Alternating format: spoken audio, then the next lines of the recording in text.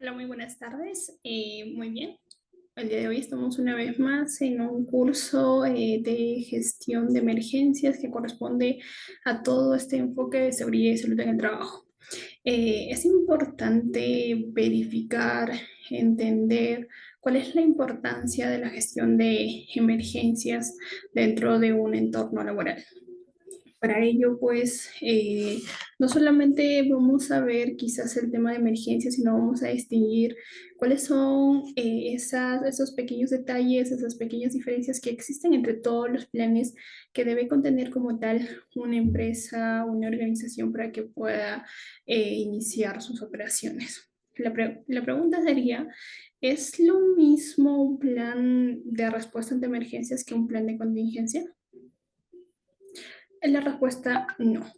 Estos dos no son lo mismo, pero ¿por qué no son lo mismo?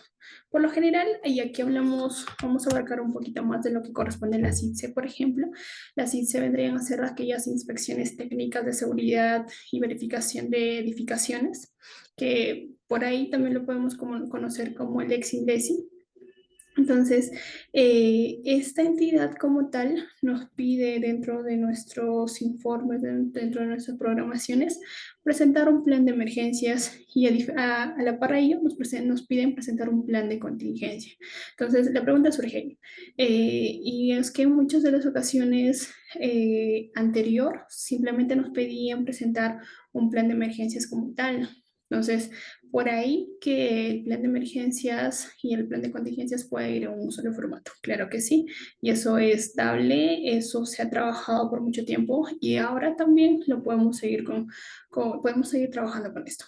Pero como tal, hablando en términos o en temas ya de normativa, tanto el plan de emergencia, tanto el plan de contingencia deben hacer dos guías diferentes, dos guías, pero es necesario que tengamos en cuenta que, por ejemplo, si nosotros hablamos del plan de contingencia, es aquella que está dentro del plan de emergencia. ¿Por qué está dentro del plan de emergencia? Y como tal, por ahí muchos de ustedes se preguntarán, ¿es obligatorio realizar un plan de contingencia? ¿Es obligatorio realizar un plan de emergencia? Sí, sí lo es. Es obligatorio para toda organización realizar un plan de contingencia y realizar un plan de emergencia. Ahora, ¿cuál es la diferencia y por qué es que el plan de contingencia se encuentra dentro del plan de emergencia, dentro de todo este sistema de gestión de emergencias? Y es que el plan de contingencia es más aplicable a algo más específico, mientras que el plan de emergencia es aquella que pues va a englobar todo un suceso, todo un incidente. Ahora, como tal, tanto el plan de emergencias y tanto el plan de contingencias vendrían a ser aquellos documentos que de obligación te solicita cuando tú implementas un sistema de gestión de seguridad en el teletrabajo.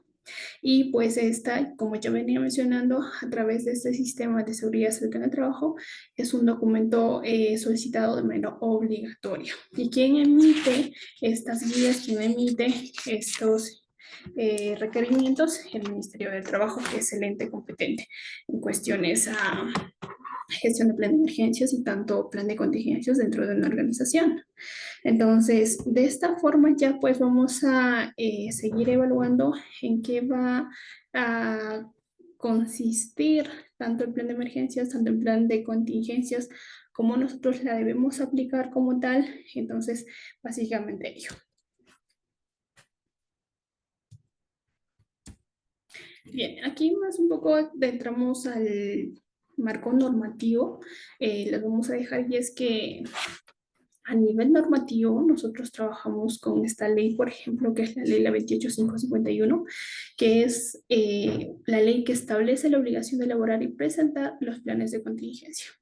Y aquí este decreto claramente pues nace o se crea en el año 2005, el 19 de junio, y mediante esta ley en el artículo 3 nos dice que todas las empresas, tanto naturales y jurídicas que tienen un derecho, puede ser privado, puede ser público, puede ser del nivel mixto, que conducen, administran empresas, instalaciones, edificaciones, y recintos tienen la obligación de elaborar y presentar para su aprobación ante la autoridad competente.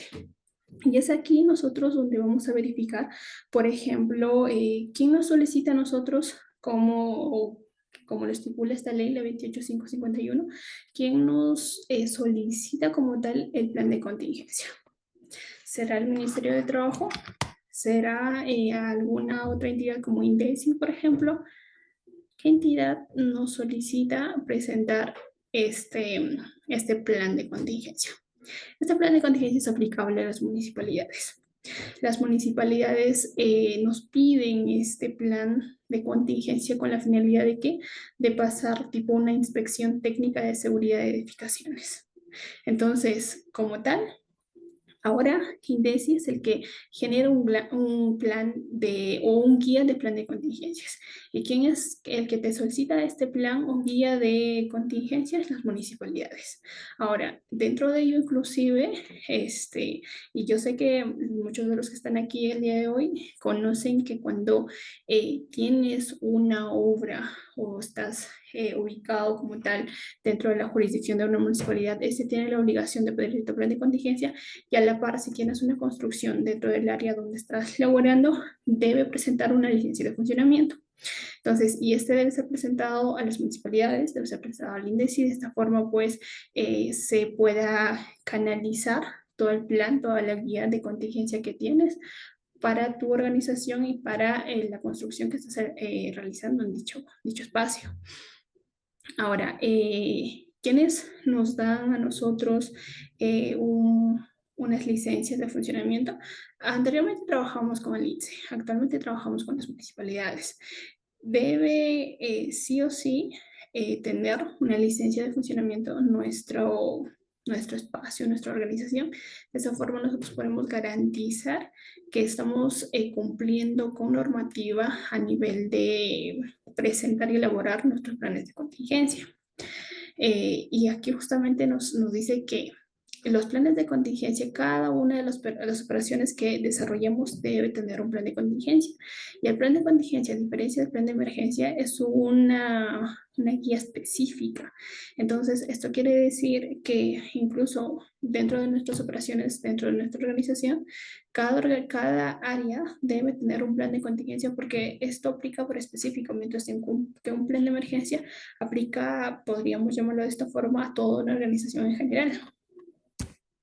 Entonces aquí ya vayámonos un tanto más a lo que nosotros trabajamos a nivel nacional, a nivel normativo, que es la Ley de Seguridad y Salud en el Trabajo. La Ley de Seguridad y Salud en el Trabajo, que es la 29783, nace pues en el año 2011, en agosto, y mediante este artículo, mediante su artículo 39 de esta ley, la 29783, nos dice que justamente existe una planificación, tiene objetivos de la planificación del sistema de gestión de la seguridad en el trabajo. ¿Y en qué se centran estos objetivos de planificación de seguridad en el trabajo? Se centran en el logro de los resultados específicos, realistas y posibles que se pueda aplicar en la empresa. Y aquí hablamos un poco más de la gestión de riesgos. Cuando hablamos de la implementación de la ISO 45 y también de la implementación de los sistemas de gestión, hablamos de la gestión de los riesgos. Entonces aquí hablamos del peligro, hablamos de vulnerabilidades, hablamos de factores de riesgo y como tal, aquí hablamos también en este artículo de la 29783 de un inciso que es la mejora continua de los procesos de gestión. Sabemos muy bien que la implementación como tal está pues relacionado a la mejora continua, tanto en la implementación de las ISOs, de la trinorma, de las otras ISOs, de la 31.000, de la 27.000, de la 22.301. Entonces, son varios ISOs y todos estos ISOs tienen un inciso que nos encamina hacia la mejora continua, no al cambio, sino a la mejora continua de los procesos, de la gestión de cambio dentro de nuestra organización, la preparación y lo más importante, la gestión de respuesta ante las emergencias. Entonces, como ya les venía mencionando, vamos a hablar de lo que concierne como tal al sistema de seguridad en el trabajo, que es la ISO 45001 en su versión 18, en su versión 2018, que quiere decir que incluso aquí tenemos estipulaciones que nos hablan de la preparación y respuesta ante emergencias. Aquella organización que tiene implementada esta ISO, independiente de que ya está sujeta a la ley la 29783, la ley de seguridad en el trabajo, si tenemos implementado, somos una organización certificada con ISO 45001 versión 2018, tenemos el deber, tenemos la obligación de establecer, de implementar, de mantener los procesos necesarios. ¿Para qué? Deben prepararse y deben tener la capacidad de prepararse y responder ante situaciones de emergencias potenciales, tengamos en cuenta. Mientras, cuando hablamos de las OSAS, por ejemplo, que es una de las, podríamos llamarlo una de aquellas normativas estandarizadas a nivel internacional que pues se manejaba previo a la implementación de las ISOs. Entonces, las OSAS de igual forma, sí, como tal se tenía implementado, certificado con OSAS, que es la 18001 versión 2007, si se tenía implementado, pues también tenían la obligación, tenían este deber de identificar primero las situaciones de emergencias potenciales y posterior a la identificación sabemos que debemos plantear estrategias, plantear soluciones y plantear medidas para responder a tales situaciones de emergencia. Entonces, yo siempre en todas las sesiones les hablo de que es necesario conocer cada uno de los términos que vamos a tocar a lo largo, cada uno de los términos que implica la gestión de emergencias. ¿Por qué? Porque si no conocemos un término que corresponde a todo este proceso de la gestión de emergencias, pues no vamos a poder continuar en qué se va a basar, cuáles son los estándares de medición, los efectos potenciales. Entonces debemos conocer a detalle cuáles son los conceptos clave, a qué refiere uno que otro. La emergencia vendría a ser estado de daño sobre la vida, sobre el patrimonio y el medio ambiente que de alguna forma es ocasionado por ahí, por la ocurrencia ya sea de un fenómeno natural o un fenómeno tecnológico. Cuando hablamos de un fenómeno tecnológico ya es más relacionado con el efecto antropogénico. Entonces, aquí tenemos dos factores que van a ser factores clave o van a ser ejes claves dentro de la emergencia, que son aquellas ocasionadas por un fenómeno natural o aquellas ocasionadas por un fenómeno antropogénico. ¿Qué van a hacer qué? Que van a alterar todo el desenvolvimiento de las actividades que están situadas en una zona determinada. Ahora, ya sabemos que es un plan de emergencia, que es una emergencia, perdón. Ahora, ¿qué es el plan de contingencia? Ya les venía mencionando que el plan de emergencia y el plan de contingencia son guías que están como tal planteadas por el INSEE, por ejemplo, y que en este caso el plan de contingencia vendría a ser un instrumento de gestión que van a definir primero que nuestros objetivos, se van a definir las estrategias mediante este plan de contingencia y a través de estas estrategias los programas que van a orientar a todas las actividades institucionales en el marco de la prevención, en el marco de la reducción de riesgos, en el marco de la atención de emergencias y de lo que comprende la rehabilitación de caso en el caso de desastres, por ejemplo. Y a través de este plan de contingencias, ¿qué vamos a lograr? Vamos a permitir disminuir o vamos a permitir minimizar los daños ocasionados por ya sean fenómenos de origen antropogénico o fenómenos de origen natural. Ya venía mencionando incluso que cuando tocamos el tema de gestión de riesgos laborales, hablamos de peligros y de factores de peligros. En esta ocasión ya más que nada nos enfocamos en el tema de amenazas y vulnerabilidad, por ejemplo. Incluso en la parte inferior les mostramos una diferencia clara de lo que comprende el plan de emergencias y el plan de contingencia. Primero, la amenaza como tal va a definirse como un peligro latente, como un peligro presente asociado a un fenómeno natural, a un fenómeno antropogénico que va relacionado a lo tecnológico y lo social y que puede manifestarse en una zona determinada, en un sitio, en un espacio y en un tiempo específico. ¿Qué va a producir? Va a producir efectos ciertamente por las personas, por los bienes, los servicios y claramente para el medio ambiente en general. Entonces, es necesario que estudiamos, al igual que el peligro, puede generar, por ejemplo, riesgos potenciales. De igual forma, la amenaza va a generar vulnerabilidades dentro de un espacio, básicamente un espacio. La vulnerabilidad va a ser el grado de resistencia, es decir, si yo estoy expuesto a una amenaza potencial, no potencial, de término medio, ¿cuál es el grado de resistencia que un espacio, una persona, el grado de exposición de una persona, de un elemento o un conjunto de elementos frente a la ocurrencia de este peligro, de esta amenaza? Y esta amenaza o este peligro puede ser físico, en ocasiones puede ser social, puede ser económico, cultural, institucional, y son varios aspectos que debemos tener en cuenta como peligro. ¿Cuál es un peligro? En muchas de las ocasiones solo consideramos los peligros físicos como amenazas o como riesgos, pero no necesariamente lo físico es lo único dentro de las amenazas. Existen amenazas económicas, amenazas culturales, institucionales. Por ejemplo, una de las amenazas que podría ser yo, ¿qué debo tener en cuenta para con mi organización respecto a la identificación de amenazas? ¿Podría ser, por ejemplo, que yo identifique un sismo como una amenaza? Claro que sí, pero no voy a identificar, por ejemplo, lluvias torrenciales cuando de repente me ubico en la costa. O, y aquí, por ejemplo, vamos a lanzar una pregunta, un caso bastante fuera de lo normal. ¿Qué pasa si mi organización se encuentra ubicado en Bolivia? Y de repente dentro de mi plan de contingencia se encuentra los maremotos. Ustedes dirán, bueno, ¿es correcto yo que he identificado los maremotos como una amenaza para mi organización? Está, digamos, para aquí de repente para organizaciones o como amenazas identificadas por ahí los vendavales, por ahí las lluvias torrenciales, quizás por ahí los maremotos, los sismos, por ejemplo. Entonces, mira cómo nosotros podemos cambiar la situación en base a las amenazas y en base al lugar donde nos ubicamos. Entonces, la pregunta sigue fluyendo. ¿Será correcto que se haya identificado que una organización, una empresa ubicada en Bolivia esté expuesto a amenazas de maremotos? Claro que no. ¿Por qué? Porque uno, Bolivia no tiene mar.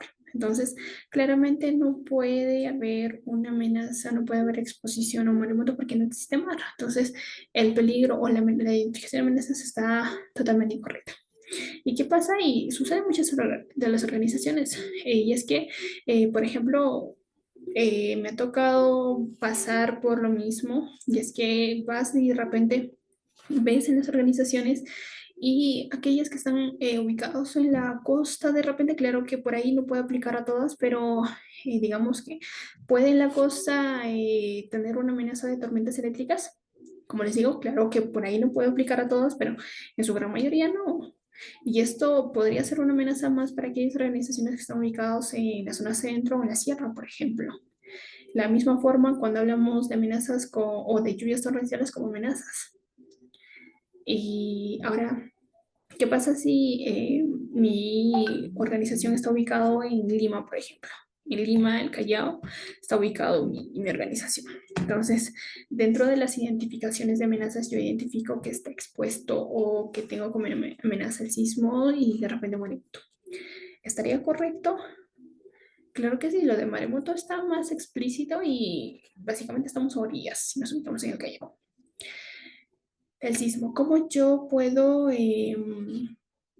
sustentar que estamos expuestos a amenazas como sismos?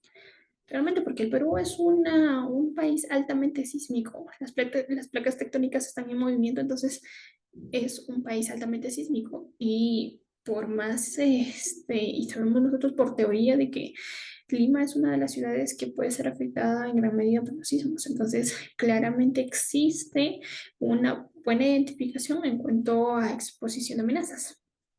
Entonces, fíjese que es necesario evaluar incluso la ubicación donde estamos nosotros para poder de repente hacer todo un estudio completo de las amenazas y de las exposiciones en la vulnerabilidad en la cual nos encontramos frente a un peligro, frente a una amenaza.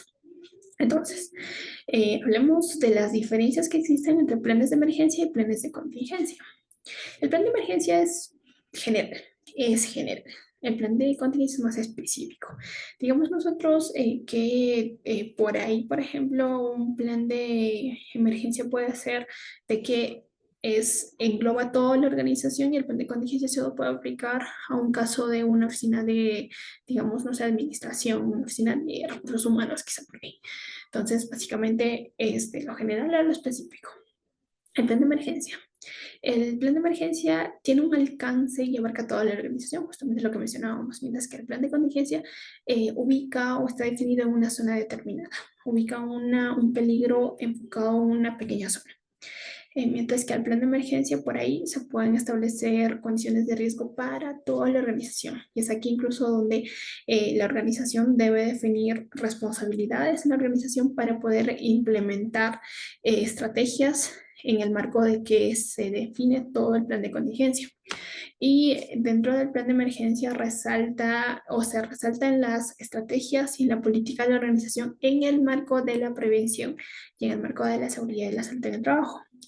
Mientras que el plan de contingencia básicamente se determina, uno, los procedimientos específicos para la respuesta ante un evento particular. Incluso en este plan se establecen ciertas acciones y también claramente estas acciones van a ir relacionadas con responsables de acción para cada una de estas emergencias. Y cuando se habla de plan de contingencia se emplean relativamente cuando se requiere una situación de riesgo. Entonces, eh, la pregunta sería, ¿por qué nosotros debemos contar con un plan de emergencias? Uno, porque nos va a permitir responder eficazmente ante una emergencia. Si nosotros no tenemos un plan de emergencia como tal, no vamos a poder tener las estrategias, no vamos a conocer las acciones que debemos plantear, las acciones que debemos realizar en dicho momento y de por sí influir en la reducción de las pérdidas, por ejemplo, de los daños, tanto de las personas a nivel de recursos humanos, sino a nivel de recursos materiales. También las afecciones al medio ambiente y a la comunidad que se puede generar a través de esta emergencia o de este peligro a lo cual estamos expuestos. Ahora, contar con un plan de emergencias también nos va a permitir definir las acciones necesarias para el restablecimiento de los procesos críticos. Y ya más adelante vamos a verificar cada uno de estos ítems, más o menos en qué consiste y cuáles son como tal las directrices, los procedimientos para tener una buena implementación de respuesta a emergencias. Nos va a permitir tener la capacidad de negociación con las aseguradoras, que es lo más importante, por ejemplo, en caso de incendios, en caso de inundaciones, riesgos eléctricos, y como tal, este plan de emergencias es una obligación legal. Es una obligación legal porque su incumplimiento va a estar sujeto a multas y a sanciones. Entonces, la empresa tiene la obligación de presentar a la entidad competente, que es el Ministerio de Trabajo, un plan de emergencias y un plan de contingencias. Bueno, ¿por qué está sujeto a un marco legal o por qué es de obligación legal el cumplimiento de presentar un plan de emergencias y un plan de contingencias? El incumplimiento de actualizar o reformular como tal un plan con no menos de uno ni las de más de 3 unidades impositivas tributarias. Entonces, si nosotros incumplimos, nos van a, uno, esto, por ahí y impositar por ahí multas tributarias, ya sea de uno hasta tres unidades UITs. Ahora, no solamente es presentar un plan de emergencias, un plan de contingencias, debemos presentarla completa, porque si nosotros si la presentamos incompleta, por lo menos nos van a, pues, por ahí aplicar una multa de 2 hasta 4 unidades impositivas tributarias. Entonces, imagínense, entonces es el incumplimiento como tal de este plan de emergencias, de este plan de contingencias, pues es una falta crítica para las entidades, para la entidad competente, el cual está encargado de velar que se cumplan con el plan de emergencias y plan de contingencias dentro de todo tipo de organizaciones. Pero entonces, nosotros, ¿cómo podemos elaborar e implementar un plan de respuesta ante emergencias? Lo primero que vamos a hacer es identificar las amenazas. Debemos identificar las amenazas. Si nosotros ya no tenemos identificadas las amenazas, pues fácilmente lo vamos a poder analizar a qué grado de vulnerabilidad nos encontramos, si es un riesgo o una amenaza potencial, no es un riesgo o amenaza potencial, es una amenaza o estamos en una vulnerabilidad leve, medio, alto, y vamos a evaluar el riesgo de cada una de estas amenazas identificadas.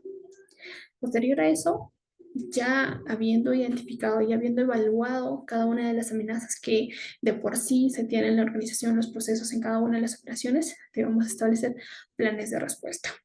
Planes de respuesta mediante que la organización debe implementar, debe organizar brigadas e implementar ciertas medidas de protección que sean necesarias de por sí, considerando algunas actividades como por ejemplo inspección y mantenimiento dentro de los niveles de organización. Lo siguiente que se debe hacer es informar, capacitar y entrenar a las brigadas. Como primer punto, como primer paso, la organización debe capacitar a sus brigadistas.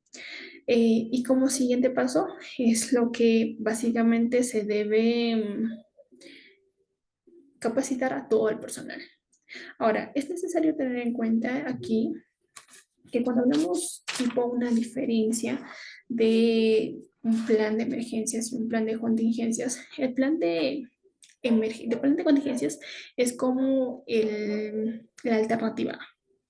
Como la alternativa, nosotros sí, ¿qué pasa si sucede tal fenómeno? Bien, eso es nuestra alternativa, es lo primero que debemos aplicar, un plan de contingencias.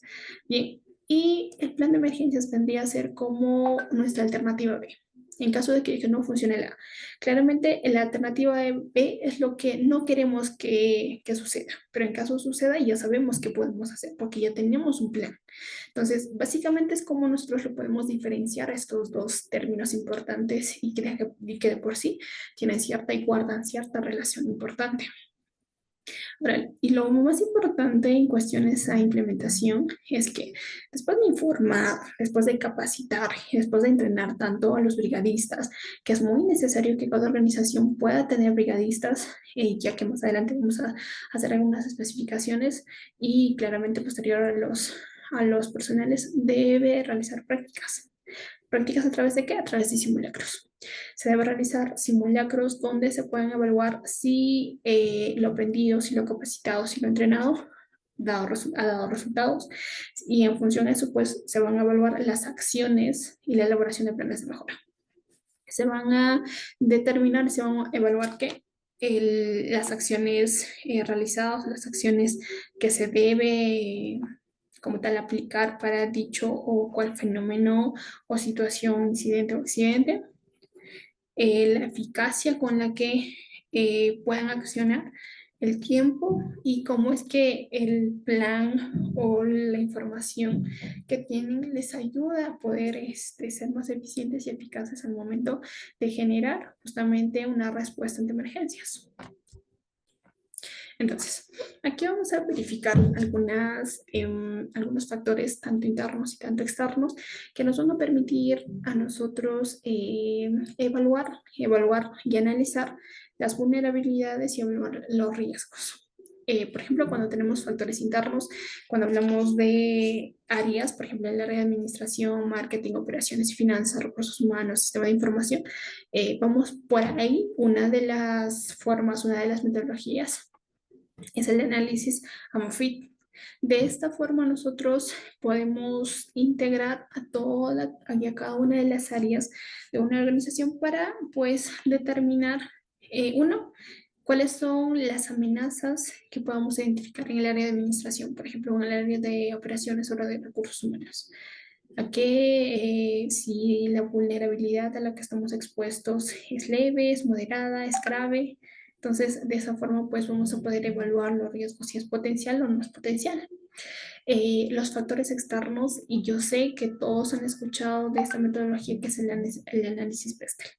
Aquí, y ya les mencionaba que no solamente estamos expuestos a riesgos sociales o ecológicos o legales, que son bastante comunes, también aquí va a incidir tanto positiva y negativamente la política, por ejemplo, el riesgo económico que va de la mano con, por ejemplo, la continuidad del negocio, lo legal, lo social y lo tecnológico, que actualmente estamos en la era tecnológica 4.0, por ejemplo. Entonces, vamos a verificar, vamos a analizar los factores que puedan ocasionar situaciones de emergencias, que claramente nosotros los podemos traducir en amenazas. Lo vamos a localizar en un espacio físico dentro quizá de las instalaciones en los que se pueda producir cada una de las amenazas o de las emergencias. Y para esto que debemos ubicar un mapa de riesgos o un mapa de emergencia, por ejemplo. Entonces, aquí vamos a identificar las amenazas, analizar ciertas vulnerabilidades y evaluar los riesgos. Aquí más o menos puedo yo presentar algunas de las amenazas que son más comunes. Y por ejemplo, los accidentes laborales ocurren todos los días. Eh, ¿Qué lugares aquí en el Perú están sujetos a lo siguiente? A las erupciones volcánicas? Por ejemplo, aquí podemos encontrar a Arequipa, que es una de las ciudades que está expuesta o que tiene como amenaza potencial a las erupciones volcánicas. La contaminación biológica, explosiones, perdón, fuga de gases y vapores, derrames químicos, tormentas eléctricas, eh, fallas estructurales, los incendios. Por lo general, todas las organizaciones están sujetas a esta amenaza, los incendios. Y es por eso que la mayoría de las organizaciones, por no decir todas, tienen un seguro contra incendios. Violencia social, atentados. Los atentados, por ejemplo, lo ocurrido en muchas de las mineras ubicadas en La Libertad, específicamente por los distritos de Patas, por ejemplo, robos, avalanchas, sismos, terremotos. Claramente ya hablamos de que el Perú como tal es un país altamente sísmico, tsunamis, inundaciones, vendaval o vientos fuertes.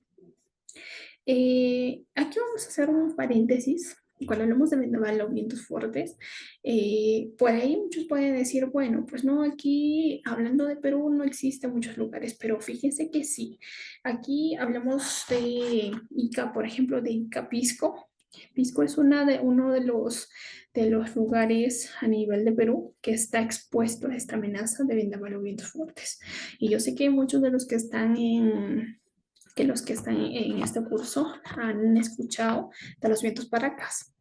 Sí, en una oportunidad estuve en este espacio y pues claramente es una amenaza bastante fuerte. ¿Por qué? Porque los vientos para acá son un fenómeno tipo, imagino yo, que por ahí se han ubicado en no sé, muchos videos, en muchas por ahí películas que hayan visto, de que por Egipto, por esos lugares existen unas tormentas de arena. ¿Ya? Entonces, los vientos para acá son similares. Son unas tormentas de arena rojizas que hacen un revuelo de todo el lugar. Y como tal, es una de las grandes amenazas para toda organización que está ubicada en Pisco, por ejemplo. Entonces, también es necesario considerar, como ya les decía, cuáles son las amenazas a las que yo estoy expuesto de acuerdo al lugar donde yo estoy ubicado. Y ya les decía nuevamente, las tormentas eléctricas no pueden ser una amenaza para aquellos lugares, regiones, distritos, provincias que están ubicados en la costa. Claramente no puede aplicar para todos, pero en su 90% no aplica. Entonces los vientos, los vendavales y los vientos fuertes tampoco no aplica para todas. Las erupciones volcánicas de la misma forma no puede aplicar para todas. Como tal, algunas organizaciones ubicadas en el departamento de Arequipa sí tienen como amenazas potenciales las erupciones volcánicas, pero por ejemplo, si nos ubicamos en la capital Lima, en Cajamarca, esos lugares no tienen amenazas volcánicas porque no tienen volcanes activos, por lo menos, o identificado volcanes dentro de las áreas circundantes de la región o de las provincias. Entonces, básicamente lo que queremos nosotros es evaluar los riesgos de cada emergencia identificada y para ello pues existen ciertas metodologías que nos van a permitir evaluar estos riesgos.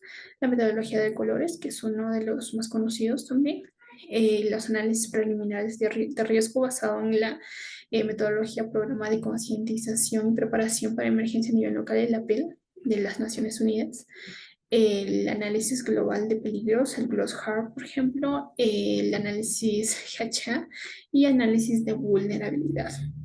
Al costado tenemos un gráfico donde podemos nosotros evaluar las amenazas, si es muy probable, probable o poco probable, frente a la vulnerabilidad.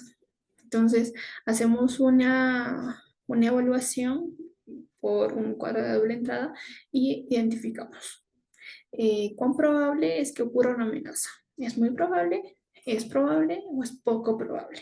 Entonces, hacemos un estudio y hacemos un análisis frente a las vulnerabilidades. La vulnerabilidad es media, es alta, es baja, es mínima y pues podemos identificar claramente esta parte del análisis de la vulnerabilidad. Aquí vamos a presentar un ejemplo de lo que corresponde a la identificación de amenazas, por ejemplo. La empresa denominada Empresa ABC, con 8 trabajadores, se dedica a la comercialización de productos plásticos de pequeño volumen. Cuenta con un local de trabajo ubicado en el centro de Lima, con salida directa a la avenida principal, y hoy desarrolla 12 actividades, 12 horas al día. Dispone de una moderna infraestructura que emplea parcialmente para el almacenamiento de sus productos y las instalaciones eléctricas presentan cables expuestos. Se desea identificar las posibles emergencias, analizar cuáles son las vulnerabilidades y evaluar el nivel de riesgos. Cabe precisar que los trabajadores no cuentan con entrenamiento ni capacitación y la empresa cuenta con un extintor de polvo químico seco de 10 libras como único mecanismo de protección contra incendios.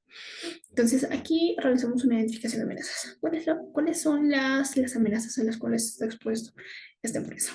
Uno, y es la que más está explícito aquí, son los riesgos eléctricos.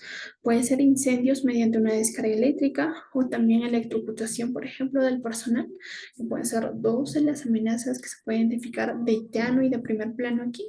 Fuera de eso, si nos ubicamos en el cercado de Lima, el cercado de Lima o como tal el departamento completo está sujeto a riesgos de maremotos, está sujeto a riesgos de sismos, de huaicos.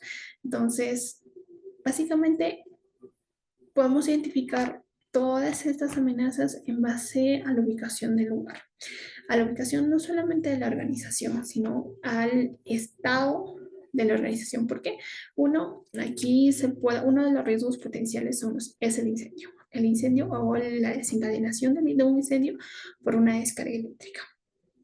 Y esto puede afectar o puede convertirse no solamente en un plan de emergencia a nivel de un área, sino puede convertirse en un incendio completo a nivel de toda la organización. Entonces, esto es como uno de los riesgos más grandes. Adicional a eso, que el personal o los trabajadores no cuentan con el entrenamiento ni las capacitaciones necesarias.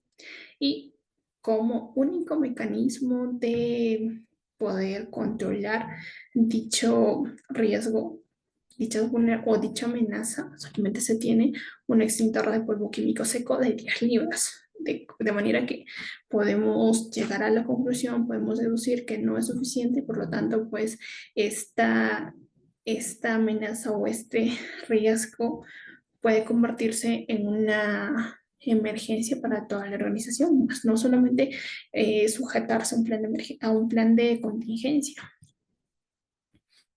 Entonces, aquí tenemos la tabla o la matriz de la matriz de vulnerabilidad y realizamos una identificación, una evaluación de la tabla de probabilidad. Sí, uno. ¿Cuáles son las amenazas que identificamos, los primeros o los tres primeros?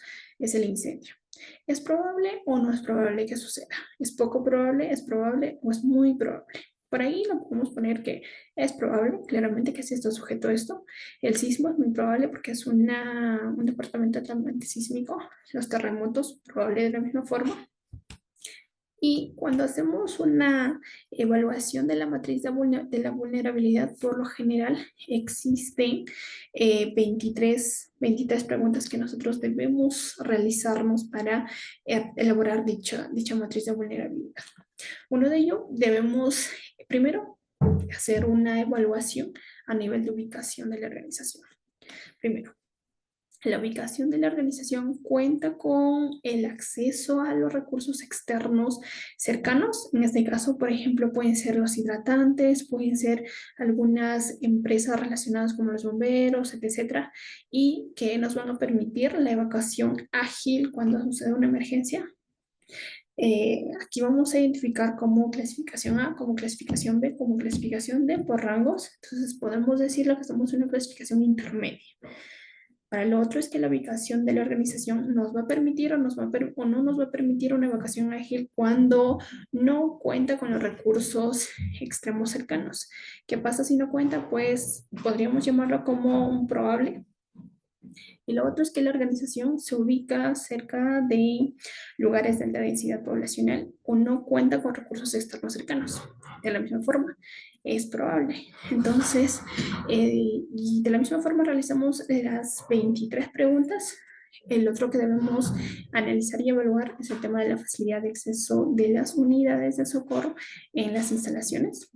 Por otro lado, debemos identificar la ruta de evacuación, los visitantes, que eso por lo general, la mayoría de las organizaciones, empresas, simplemente elaboran un plan de contingencias, un plan de emergencias en caso se trate de los trabajadores tanto administrativos y los trabajadores de operaciones, más no de visitantes o de terceras personas, pero es necesario dentro de la matriz de vulnerabilidad evaluar los visitantes del edificio que conocen, que no conocen las rutas de evacuación.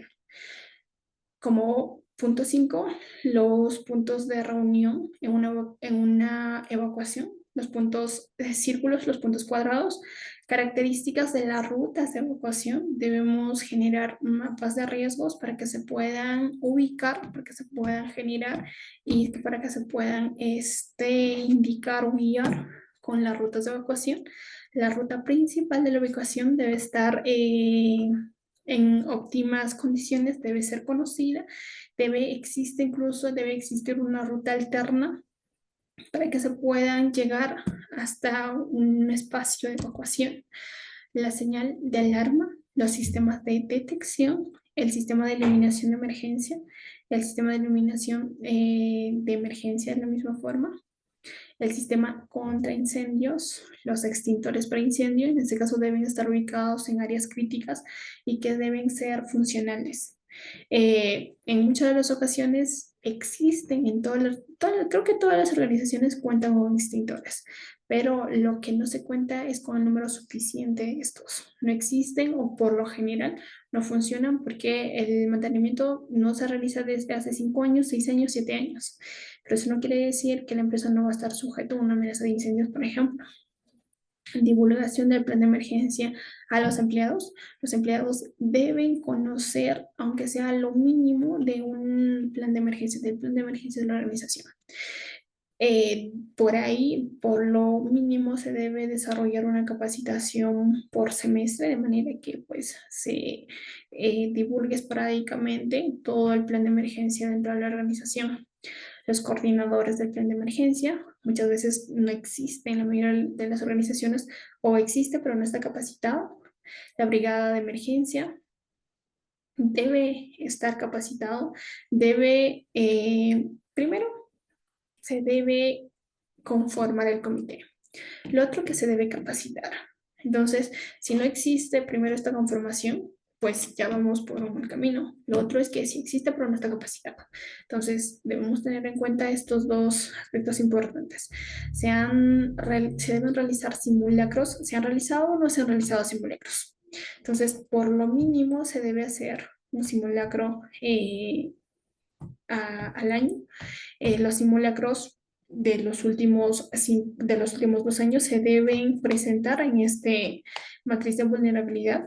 Si existió o no existió un simulacro del último año, si existió o no existió un simulacro de los últimos 2 años, si existió o no existió los simulacros, las entidades de socorro externas. Aquí hablamos de los hospitales, de las ambulancias, de los bomberos, los ocupantes del edificio, si existen personas con discapacidad, por ejemplo, si existen discapacidad con una deficiencia visual, si existen personas terceros, visitantes que no conocen, por ejemplo, no están familiarizados con el área, no conocen cuáles son las rutas de evacuación. Entonces, es necesario tener en cuenta cuando realizamos un plan de emergencia, un plan de contingencia, tener en cuenta a los terceros, tener en cuenta a estos visitantes que por lo general no están familiarizados. Entonces, siempre son indispensables contar. Claro que son pocos, pero existen todos los días y cada día son nuevas personas.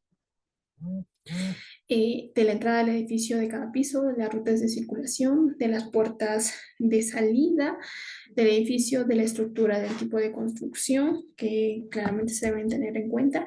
Y si nosotros ya tenemos un resultado al final, si es A, si es B, si es C, tenemos justamente en la parte inferior izquierda tenemos los coeficientes de cada una de estas ítems, del A 4.0, de B 2.0 y del C 0.4. Entonces, nosotros aquí en la parte inferior ya tenemos total la estadística al final que nos da que es un puntaje de 40. Nos ubicamos en la tabla de comparación del nivel de vulnerabilidad y nos dicen que la edificación presenta una alta vulnerabilidad funcional. Se debe revisar todos los aspectos que puedan estar presentando riesgos para las personas que permanecen en el edificio en un momento de emergencias. Entonces, así presenta un riesgo funcional de acuerdo al análisis, de acuerdo a la matriz de vulnerabilidad que presentamos. Ahora, ¿qué pasa si de repente el puntaje que hubiésemos obtenido hubiese sido de 51 a 70? En este caso, podríamos llamarlo de que la organización presenta una vulnerabilidad media alta. De 71 a 90, un plan o una situación de vulnerabilidad baja.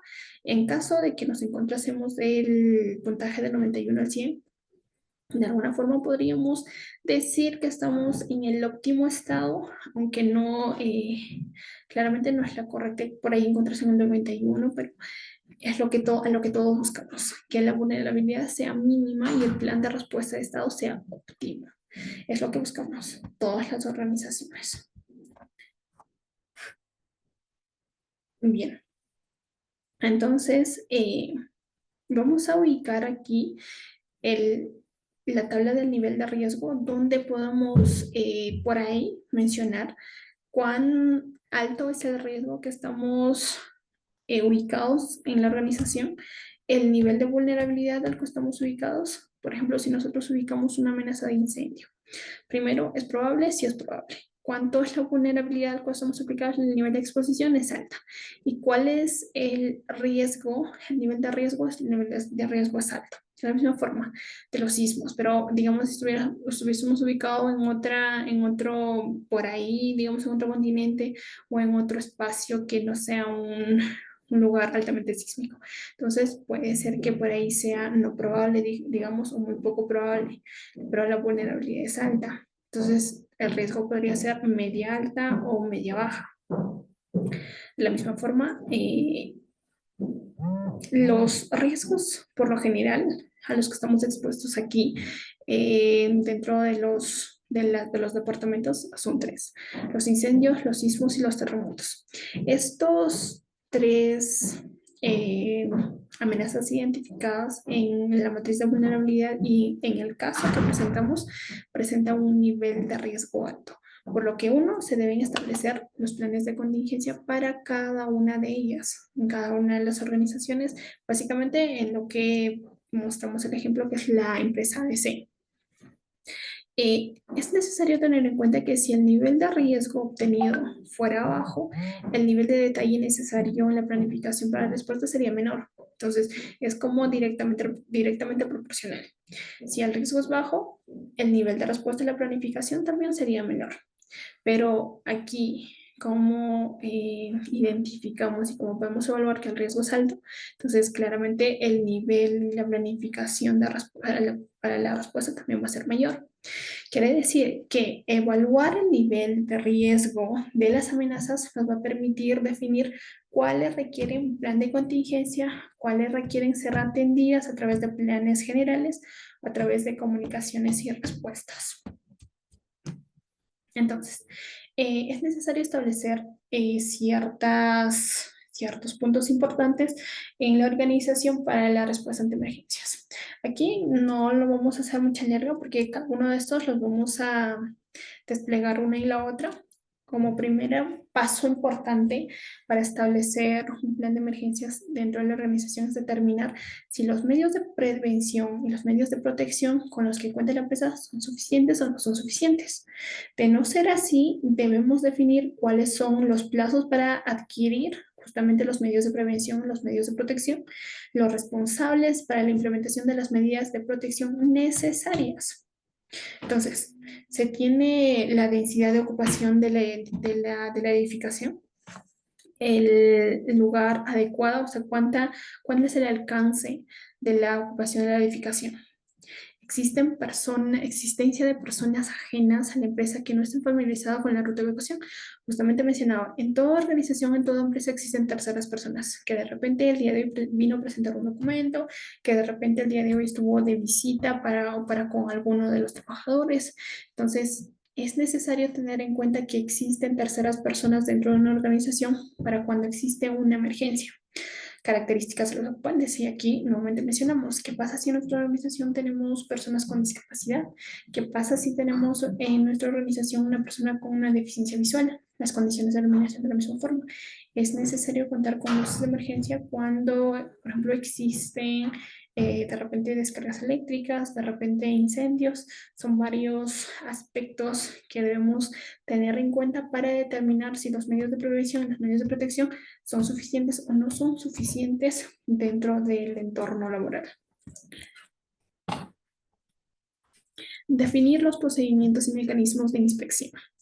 Eh, Cada una de las actividades se deben definir, en cada una de las actividades se deben definir de qué forma se va a realizar la inspección, de qué forma se va a realizar el mantenimiento de los equipos necesarios para qué o con la finalidad de qué, con la finalidad de garantizar que cada uno de estos mecanismos de control implementados se encuentren en correcto funcionamiento, que estén operativos y que respondan de forma esperada ante una emergencia.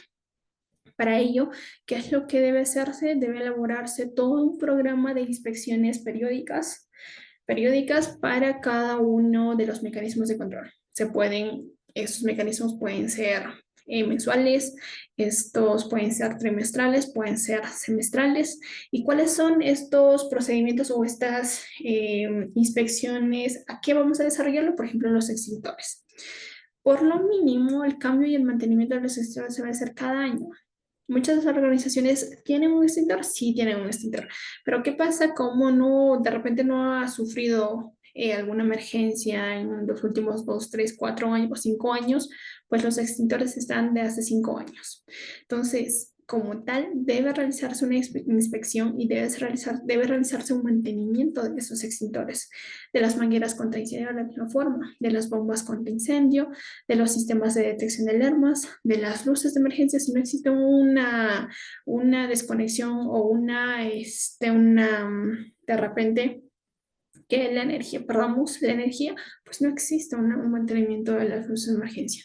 de las señalizaciones, que es uno de las actividades, uno de los mecanismos necesarios que deben ser implementados como medidas operativas, como medidas de prevención, las salidas de emergencia. Entonces, son varios aspectos que debemos tener en cuenta como parte de los procedimientos y parte de los mecanismos que deben estar activos, que deben estar operativos en todo momento frente a una respuesta ante emergencias y que ésta puede ser efectiva en el tiempo y en el espacio.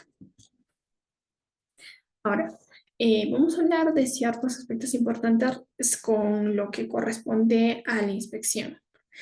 Para determinar la protección contra incendios requerida, se debe analizar la carga térmica existente en las instalaciones que se desea proteger. Entonces, hacer una evaluación de toda la carga térmica nos va a permitir verificar cuáles son los requerimientos, cuáles son aquellos maquinarias, aquellos materiales o aquellos equipos que necesitamos para hacer frente a una respuesta ante emergencias.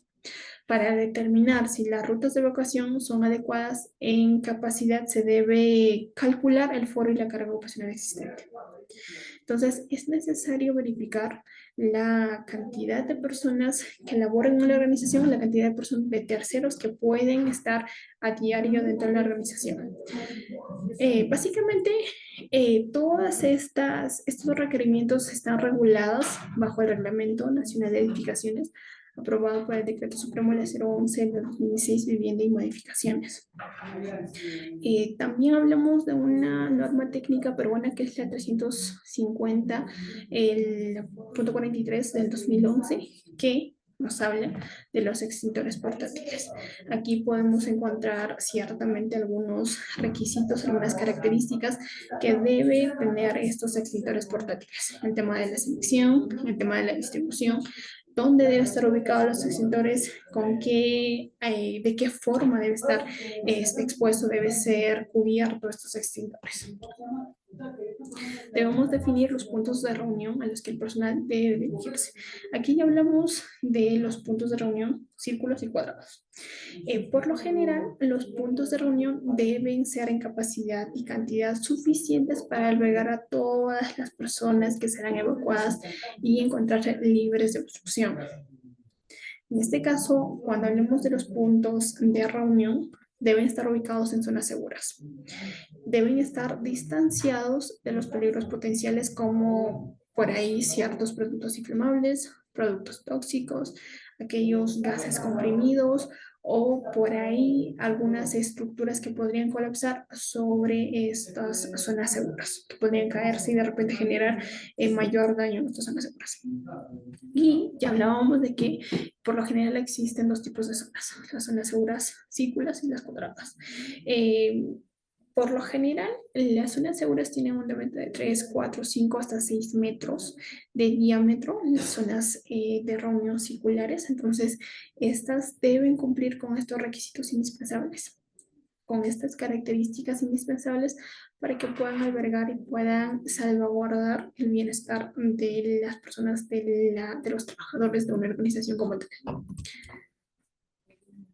Definir la organización para la respuesta ante emergencias de acuerdo a las características de la empresa o institución. Es necesario que se establezcan de acuerdo a las características tanto de la empresa, tanto de la institución, cuáles serían los niveles de clasificación de las emergencias. Conato de emergencias. En este caso, puede ser controlada o solucionada con los recursos internos por cualquier personal o institución. Antes de continuar, vamos a presentar un caso. Imaginemos que de repente en una organización X existe una pequeña descarga eléctrica.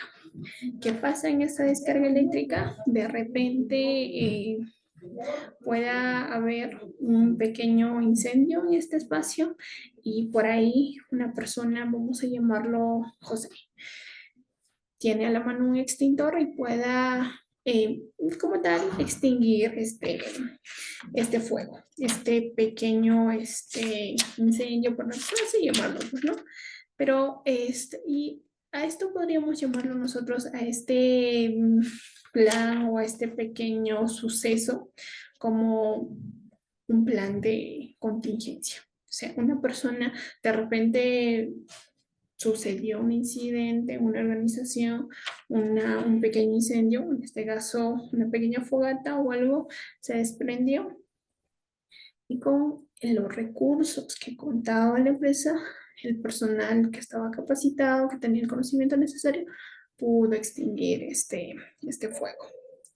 Entonces, podemos decir de esta forma que, pues, al solucionarlo nosotros con los recursos internos que cualquier persona eh, pueda, tratarlo con los recursos de la empresa, un pequeño fenómeno, un pequeño incidente, es una operación, una acción que tiene que ver con un plan de contingencia.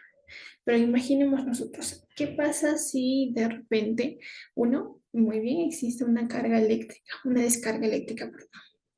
Se inicia un pequeño una llama, se inicia, pero el personal tiene una acción diferente al otro contexto. En este caso, sale corriendo de la oficina, del espacio, del área, que por ahí vamos a llamarlo área de recursos humanos, y asumiendo que este personal sea Luis.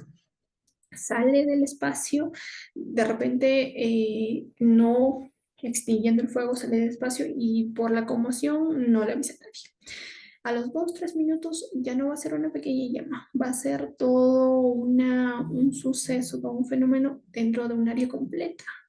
A los otros 5 o 6 minutos ya va a involucrar a toda la organización, a toda la organización. Y entonces, a esto de repente se van a sumar, no solamente ya por ahí van a salir fuera de las medidas que pueda aplicar la empresa para con en este caso, solucionar dicho fenómeno. Por ahí se va a llamar a las ambulancias, va a haber personas afectadas, de repente va a venir la policía, de repente va a venir los bomberos. Entonces, son varios aspectos que debemos tener en cuenta para que se pueda realizar dicho plan. Pero ya no implicaría un plan de contingencia, sino implicaría un plan de emergencia, porque aquí va a implicar actores internos y actores externos. ¿Quiénes son los actores externos? Aquí están los bomberos, aquí están las ambulancias, el personal de salud, son varios. Entonces, fíjense, ya más o menos se dan cuenta ustedes cuándo es aplicable un plan de contingencias, cuándo es aplicable un plan de emergencias. La emergencia parcial va a requerir la actuación de las brigadas y pueden ameritar la evacuación parcial. La brigada aquí, la brigada de primeros auxilios, la de evacuación, entonces también cada empresa debe tener claramente sus brigadas, ya se lo mencionó.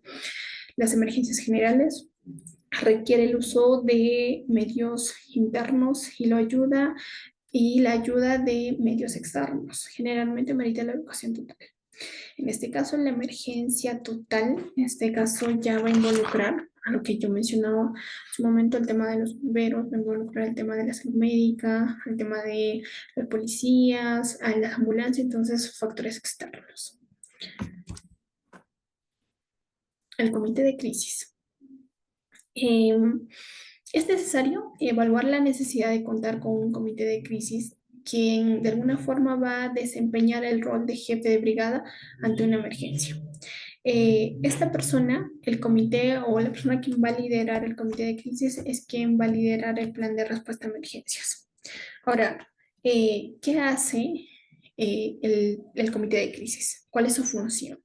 El comité de crisis está encargado de tomar las medidas necesarias para la recuperación de la crisis y asegurar la continuidad del negocio, así como reducir los procesos de notificación de eventos a los medios de comunicación y a los trabajadores, por lo que debe tener y poder de decisión y de manejo de recursos. Y es muy importante aquí, y es que quienes pueden conformar o ser parte de un comité de crisis. Fuera de esto, adicional pueden conformar incluso el comité de SCT también como parte del comité de crisis. Ya mencionábamos que un comité de SCT por lo general debe ser paritario. ¿Qué quiere decir paritario?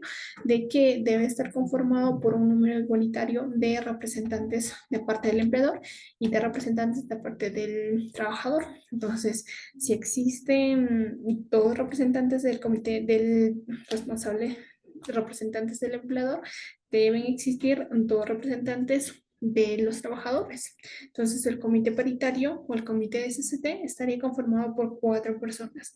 Estas personas también pueden ser parte del comité de crisis. Adicional a eso, también están los jefes de área, están el supervisor de SOMA, también que son parte del comité de crisis.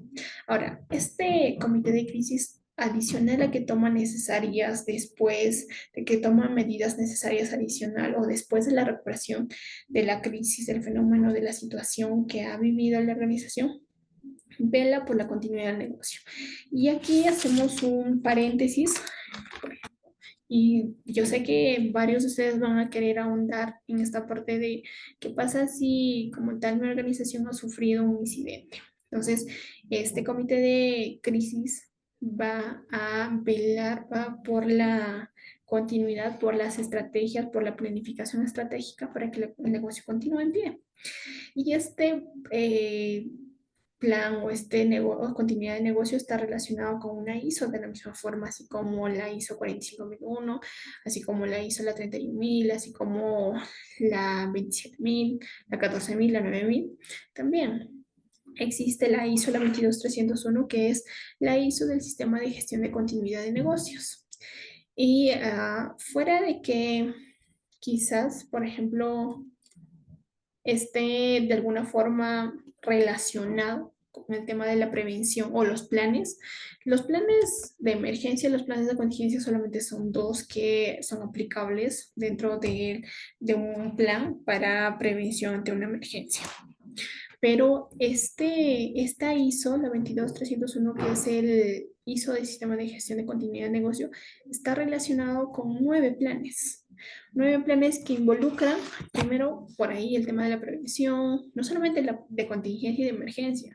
Está el plan de prevención, el tema de la mitigación, de la contingencia, de emergencia, formación y capacitación, de la puesta en marcha por ahí, incluso aquí habla del plan de comunicación. Y como tal, son 9 planes que están vinculados a la ISO la 22301, que son los sistemas de gestión de continuidad del negocio. Ahora, este comité adicional a que esté relacionado con la continuidad del negocio, con la ISO la 22301, también debe velar porque se pueda hacer una buena comunicación, emitir una buena comunicación. Básicamente, realizar en este caso, todo la estructura de lo que el personal encargado debe comunicar a los medios de comunicación, debe informar a los medios de comunicación. Por ahí, cualquier trabajador incluso pueda comprometer a la organización con algunos supuestos, con algunas conclusiones que no han sido esclarecidas como tal, con algunos puntos de vista que no le corresponde. Justamente este comité de crisis se hace cargo de hacer una notificación, de realizar todo una carta correspondiente al informe para los medios de comunicación, de manera que solamente implique un informe, más no el tema de conclusiones, más no el tema de supuestos, más no el tema de puntos de vista, de opiniones que por lo general este comité debe limitarse a un informe. Entonces, ya mencionábamos que uno, pues empecemos con un comité de crisis y posterior debemos pasar a la conformación del comité de brigadas. Primero, que estos brigadistas, estas brigadas deben ser especializados, deben conocer, deben tener la capacidad necesaria para poder como tal, desenvolverse en sus funciones y la organización define la cantidad de miembros de la brigada. Tiene el poder de definir la cantidad de miembros de la brigada como tal. Son importantes tres. Cualquiera sea la conformación de las brigadas que defina la empresa o la institución o la organización, es importante contar con brigadistas entrenados, capacitados, con conocimientos relacionados a los primeros auxilios, lucha contra incendios, evacuación y rescate. Son los tres brigadistas importantes que debe tener toda organización. Un brigadista relacionado a primeros auxilios, otro brigadista relacionado a lucha contra incendios y el brigadista o la brigadista de evacuación y rescate. Ahora, los espacios físicos que hayan sido identificados como posibles escenarios de emergencias deben contar con la presencia cercana de uno o más brigadistas. Entonces, es necesario y es importante y es fundamental que se pueda conformar un comité de brigadistas dentro de la organización.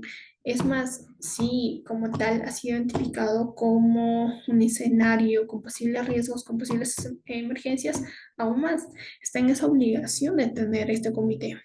Y fuera de eso que se debe contener, se debe tener con la conformación de un comité, se recomienda que estos brigadistas sean personas con vocación de servicio, que tengan buenas aptitudes físicas, que tengan buenas aptitudes mentales y lo más importante, espíritu de cooperación y ayuda, que es uno de las características adicionales, no adicionales, sino más importante que las aptitudes físicas y mentales incluso.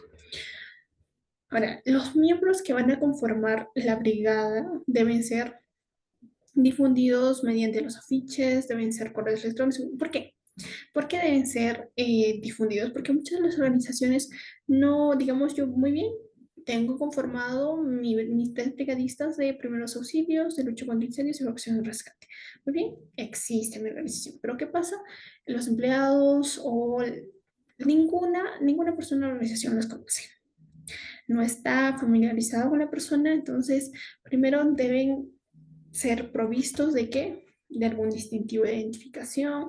Por ahí pueden ser algunos chalecos, podrían ser cascos, podrían ser photocheck, no sé, algún distintivo que los haga pues muy bien. Él es el personal o él es el brigadista de primeros auxilios. Entonces, cuando existe un accidente, cuando existe un incidente, una emergencia, un incendio, un sismo, un terremoto, puedo yo acudir a esta persona teniendo en cuenta y sabiendo muy bien si ya pues se tiene y se cuenta con esa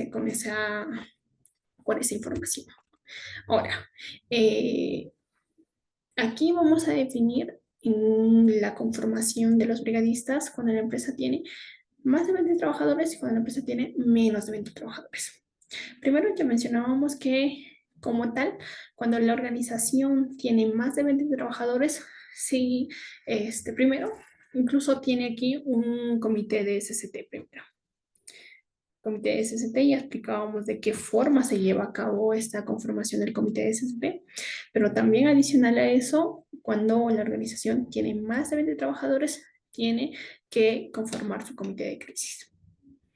Este comité de crisis está liderado por el jefe de la brigada, el jefe de seguridad y salud en el trabajo, que también puede liderar el tema del comité de SST.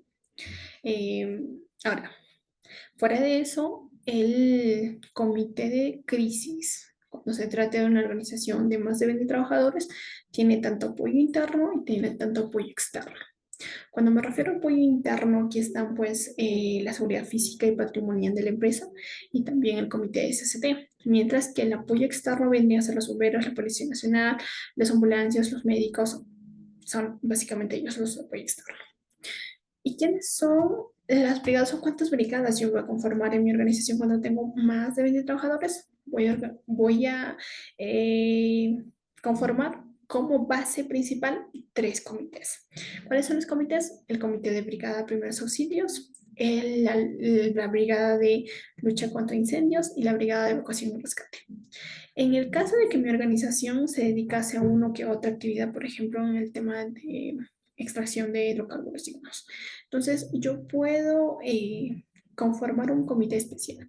Este comité especial se puede especializar en el tema de como comité especializado en derrames de petróleos, por ejemplo, o comité especializada en diversa índole. Entonces, de acuerdo a la actividad que yo me pueda especializar o pueda yo estar enfocada, puedo adicionar las brigadas especiales, pero como tal, son tres brigadas principales.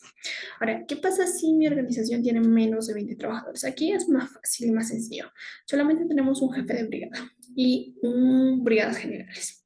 Claramente, el apoyo externo va independiente si tiene menos o va independiente si tiene más de 20 trabajadores. Entonces, aquí vamos a identificar actores externos, internos que pueden colaborar ante la respuesta a emergencias. Primero debemos elaborar un directorio que cuenta con los números telefónicos de todos los actores internos, de todos los actores externos que puedan colaborar de por sí a una situación de emergencia.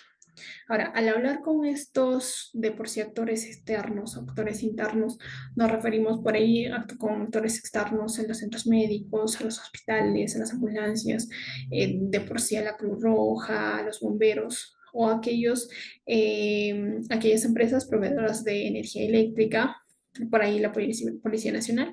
Y al hablar de actores internos, más ya nos referimos a, por ejemplo, al equipo de seguridad patrimonial que corresponde a la empresa, los centros de control de la empresa, que en este caso también podría indicarse a los jefes de brigadas, a los encargados o los jefes de área, los jefes de operaciones, la persona que estaba de turno, el ingeniero de turno, los supervisores, los inspectores de turno, el encargado, el supervisor de turno de seguridad y salud en el trabajo, el comité de seguridad y salud en el trabajo que está conformado por un comité paritario de representantes del empleador y representantes del trabajador y algunos miembros de otra organización que quieran participar. Entonces, ubicamos a todas las personas que están involucradas en colaborar en la respuesta ante emergencias y lo que vamos a seguir haciendo después de eso es el tema de analizar y enfocarnos en definir las estrategias, las acciones y las responsabilidades de cada una de estas personas antes de la emergencia, durante la emergencia y después de la emergencia. Antes de la emergencia debemos definir qué actividades van a incluir en el tema de la preparación, el tema de la prevención, de mantener ciertos dispositivos de protección en buen estado o por ahí realizar algunas capacitaciones, simulacros, entrenamientos. Eso es antes de la emergencia. Durante la emergencia, por ahí puedan comprender ciertas acciones de emergencia temprana, de intervención oportuna y eficaz. ¿Y qué va a hacer después de las emergencias? Van a comprender actividades de reconstrucción y actividades de rehabilitación posterior a lo que va a comprender el tema de la emergencia. Debemos definir las estrategias y las acciones y las responsabilidades para con la respuesta ante emergencias. ¿Cuáles son los procedimientos o las señales de alerta primero que se deben tener como parte de las comunicaciones entre empleados, entre personal administrativo empleado o reportar toda la emergencia a la organización completa? Primero está la alarma biogos. Por ahí puede ser o incendio o de repente, no sé, algún terremoto, sismo, a gritar los biogos. Una persona que de repente lo percibió primero que uno que el otro, pues es necesario informar a todos. Por otro lado, pueden ser las botoneras de emergencia, que por lo general son unos botones rojas que por ahí incide una alarma de emergencia o los teléfonos de emergencia que pueden llamar a todas las organizaciones. No, mira, hoy está ocasionando un sismo, vayan a la zona de emergencia y etc. De cosas. Las radios, de la misma forma que por lo general están ubicados en la mayoría o en los espacios donde no existe mucha señal. Ahora, si el procedimiento de alerta requiere que se comunique la emergencia a otra persona o otra institución, se deben seguir ciertos procedimientos. No puedo yo de repente saltarme de uno a otro, pues no. Existen procedimientos que yo debo llevar a cabo como tal y debo conocer esos procedimientos. ¿A quién comunico primero? ¿A quién comunico después? Ahora, como primero, ¿a quién llamo? Por ejemplo, yo puedo llamar a mi jefe inmediato.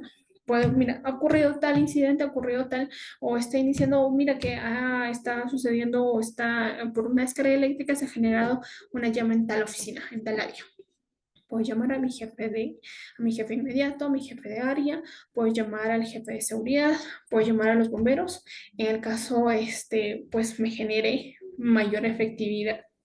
¿Cuáles son los números de emergencia? Y muchas de las de las personas de la organización no conocemos cuáles son los números de emergencia, con los números de los bomberos, los números de la policía, los números de los hospitales, no los conocemos. ¿Qué debo decir yo cuando hago una llamada a una entidad como los bomberos o el centro de salud, por ejemplo? Debemos proporcionar información clara y precisa. Por ejemplo, el comunicar una información, una emergencia, indicar el lugar, la emergencia y el tipo de emergencia. Entonces, muchas veces nos desesperamos y damos a conocer información que no es necesaria, pero pues que dilatamos el tiempo y al final pues no nos dejamos entender muy bien. Ahora, es necesario dentro de la definición de estrategias, de acciones y las responsabilidades generar un plan de ayuda mutua. Debemos hacer una similitud de riesgo entre las empresas colindantes. Entonces, ¿qué pasa aquí? Si de repente una organización o dos empresas mineras están ubicadas, digamos, en una zona alejada, donde de por sí, si nosotros llamamos a los bomberos o llamamos a una ambulancia o etcétera, una persona que pues, o un agente externo que nos pueda ayudar, pero que de repente está lejos, o que de repente si ocurre un accidente, me va a llegar, no sé, en 2 horas y media o me va a llegar en 1 hora, que por ahí el accidente o el incidente, el fenómeno, la amenaza puede intensificarse. Entonces, ¿qué pasa? Las empresas mineras están colindantes. Entonces, puede ser, muy bien, usted, señor, pueda insertar dentro de sus personales a un personal capacitado o lo que sea, un médico ocupacional o a un bombero, etcétera, puede ser. Y lo otro es que, bueno, yo puedo, dentro de mis operaciones, tener o dentro del espacio de mis labores como tal, yo puedo insertar un carro o una ambulancia como tal. Entonces, por ejemplo, entonces estas son acciones, un plan que si uno u otro tiene algún incidente, algún accidente, puedan merecerse o puedan generarse ayuda mutua entre una u otra organización. Y de esa forma, pues tenemos una alta probabilidad de minimizar los efectos, tanto a nivel del personal, a nivel de materiales, y de esa forma minimizar justamente. Debemos velar por la alta probabilidad de que se propague dicha amenaza, de dicha emergencia en un plan o las instituciones. Debemos ver las causas y de esa forma, pues, si nosotros hacemos un plan de ayuda mutua, podemos generar una asistencia rápida, una respuesta rápida y pues causar un efecto positivo en la disminución de los efectos de las consecuencias.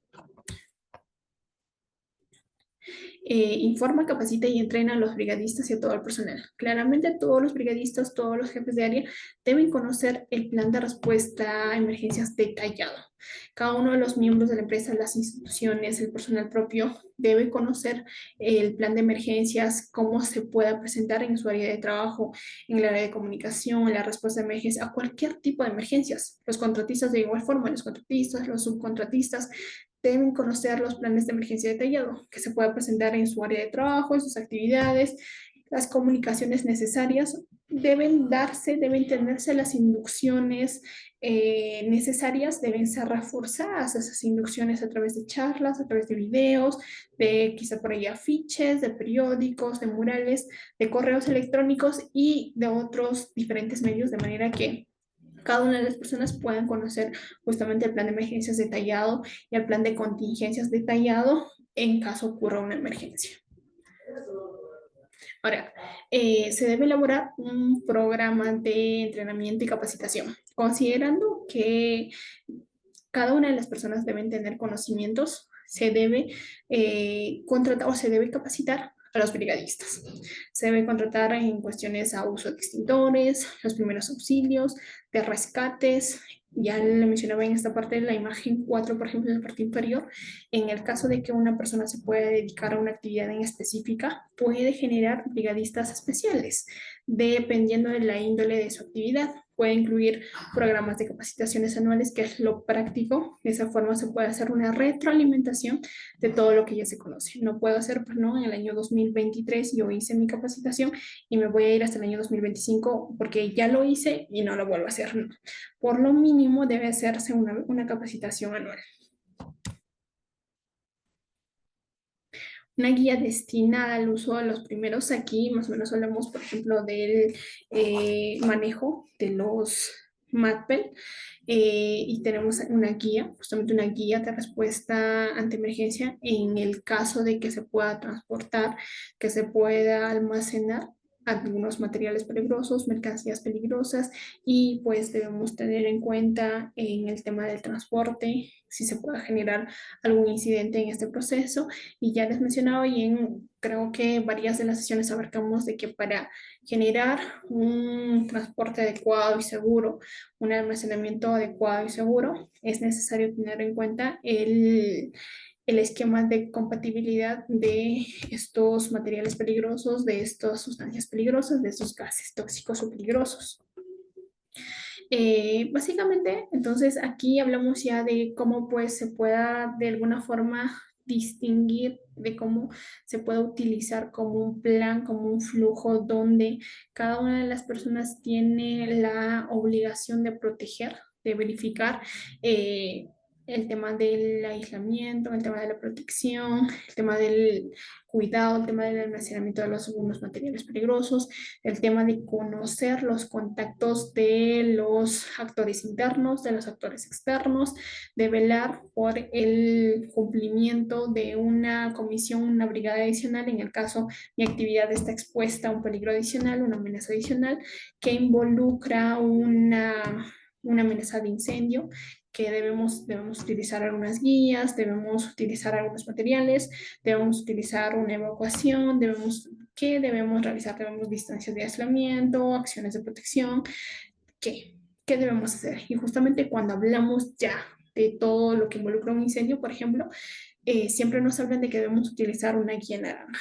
¿Qué quiere decir esto? Que pues nos va a dar la dirección, justamente nos va a dar el tema de las directrices y los procedimientos cuando ocurra un incendio.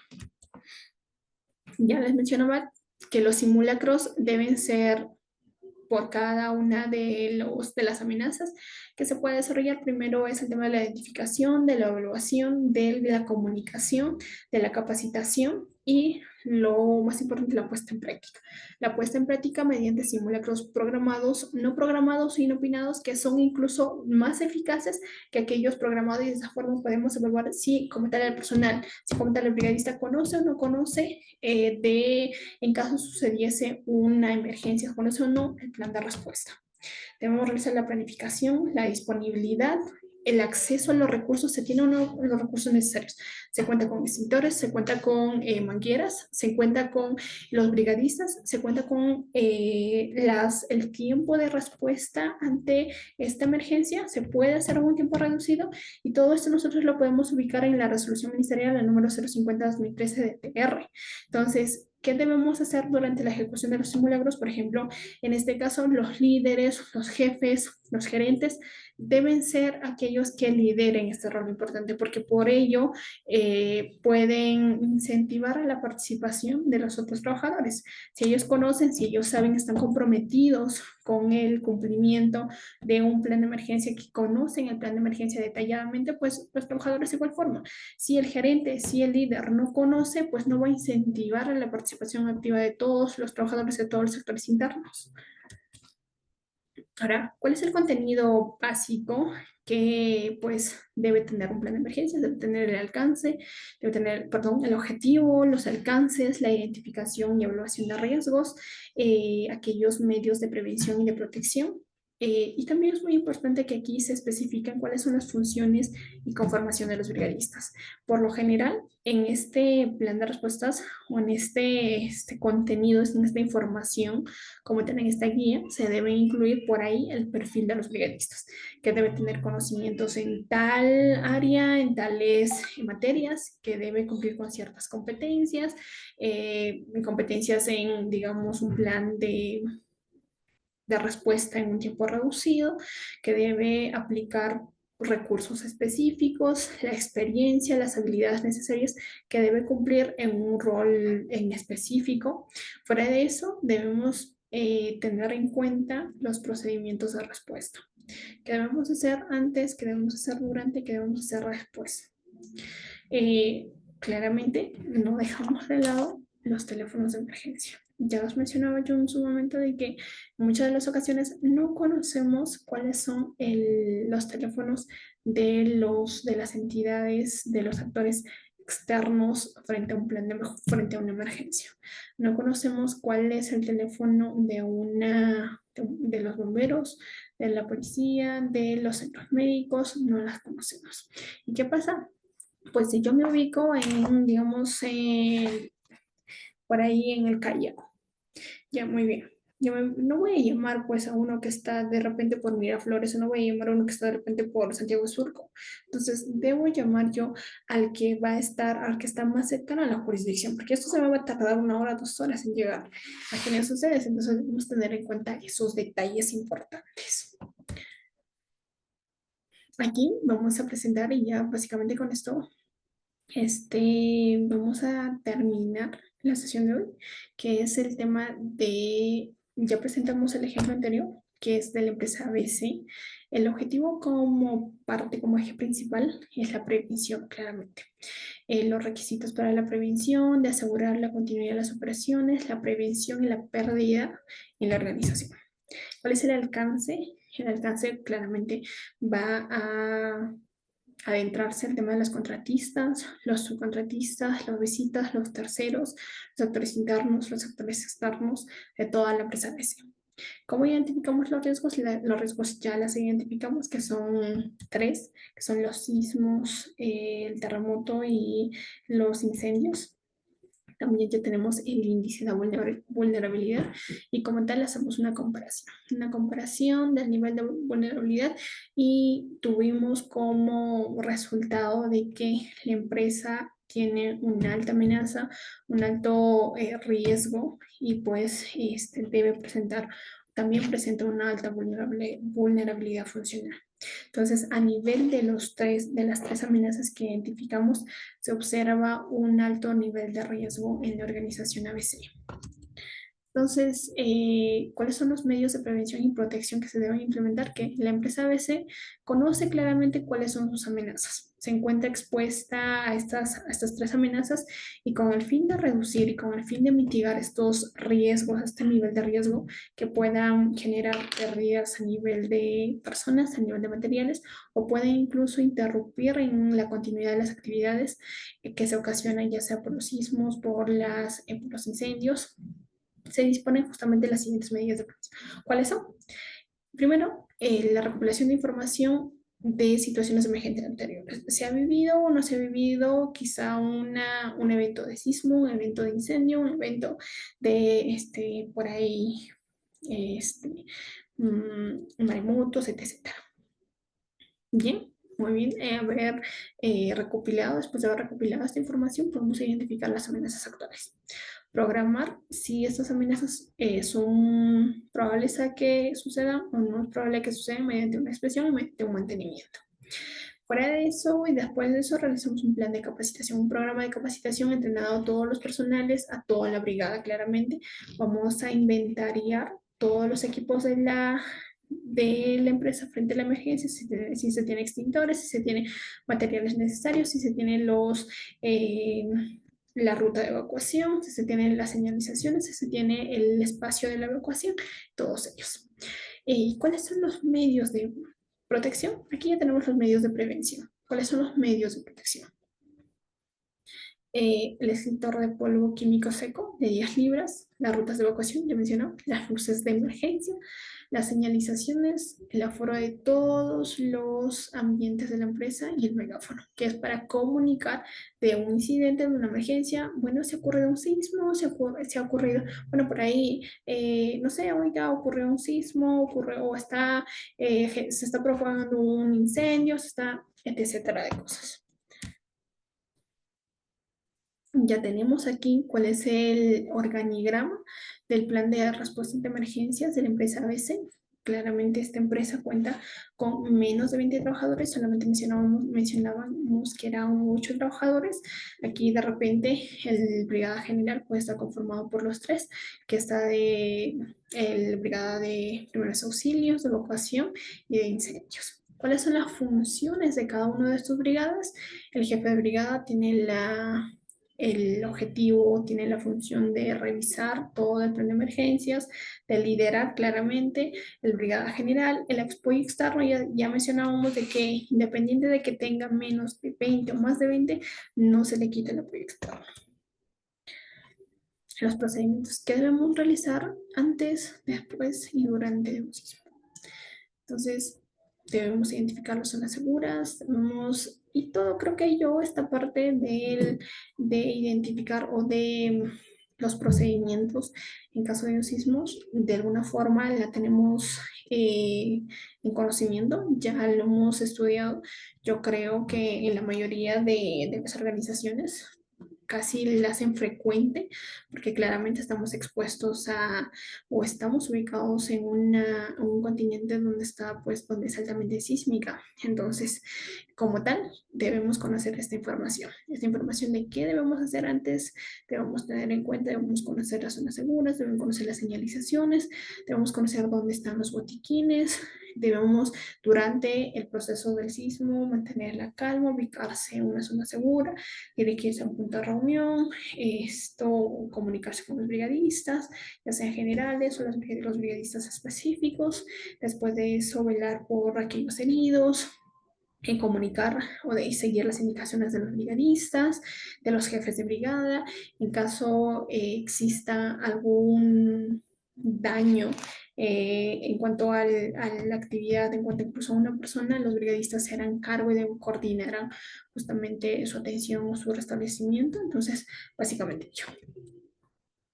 Aquí presentamos ya un anexo donde se debe conocer justamente, por ejemplo, los números telefónicos de los bomberos, de la central de emergencia de bomberos, de la policía, de la Cruz Roja, del CENAMO, de la clínica, de las clínicas, de los hospitales. Entonces es necesario. Entonces, las inspecciones, cuando yo debo realizar la inspección de mi extintor, debo hacerlo por lo mínimo, debo hacerlo anual. Pero lo ideal sería hacer una inspección mensual.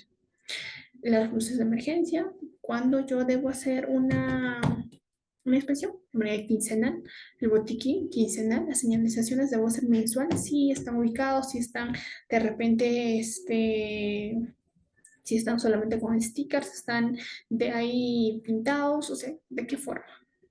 La salida de emergencia, diario, porque no sabemos en cualquier momento puede ocurrir una situación de emergencia. Entonces, fíjense ustedes que es muy necesario conocer todos estos aspectos importantes que de por sí pueden ser detalles que van a conllevar pues hasta a una buena respuesta ante emergencias. Y lo más importante, hacer un plano de riesgos. Este plano de riesgos nos va a permitir conocer hacia dónde nos vamos a dirigir, de dónde a dónde yo puedo ir, cuáles son las zonas seguras, dónde está la zona segura, por dónde está el camino o la ruta de evacuación. Básicamente yo. Bueno, con este parte terminamos la sesión del día de hoy. Esperamos haber contribuido al aprendizaje de cada uno de ustedes. Si tienen pues algunas consultas, algunas dudas, estaremos con ustedes en las próximas sesiones. Muchas gracias.